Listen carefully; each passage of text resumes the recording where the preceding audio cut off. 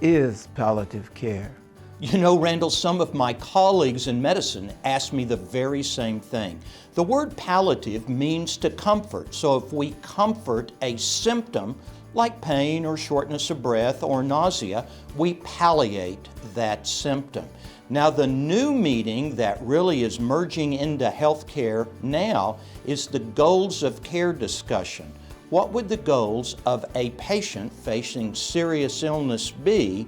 What would their goals be? Not the treatment goal of the physician, but the life goal of the patient. Do they want to come back and forth to the hospital? Do they want to have their blood drawn? Or would they rather be at home? So comforting symptoms and advocating for the goals for that person. The comforting part of palliative is to support the patient's goals of care, the kind of care they want for the rest of their life. So palliative care is symptom, assessment, and comforting, palliation, and goals of care of the patient and supporting that. How does palliative care differ from hospice? The word hospice comes from hospitality, taking your life into our care and making it comfortable. It is a defined benefit by Medicare and Medicaid. It is for people who are looking at a serious illness of 6 months or so. Now, that's not a contract that you have to live less than 6 months. Many people who get the comforting care of hospice live much longer than that. And all hospice care is palliative care. Hospice care is driven by your wishes for your goals of how you want to be cared for. Palliative care is hospice care, but it's much more than that. Palliative care is advocacy for the patient and their wishes, and also to comfort their symptoms.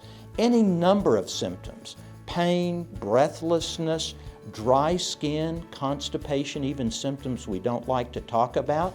The palliative specialist help comfort those symptoms in or out of hospice care. If I have symptoms, what can palliative care services do to help them? That is the specialty of palliative care. Since palliative means to comfort, then comforting distressing symptoms is really the goal of any palliative specialist, physician, or nurse. We are the symptom experts. Now, the number one symptom is pain, and some people think we're just pain management physicians and nurses, but oh no, we like unusual symptoms. We like comforting them. So when people have anxiety, depression, worry, concern, frustration, those are important symptoms for us to comfort.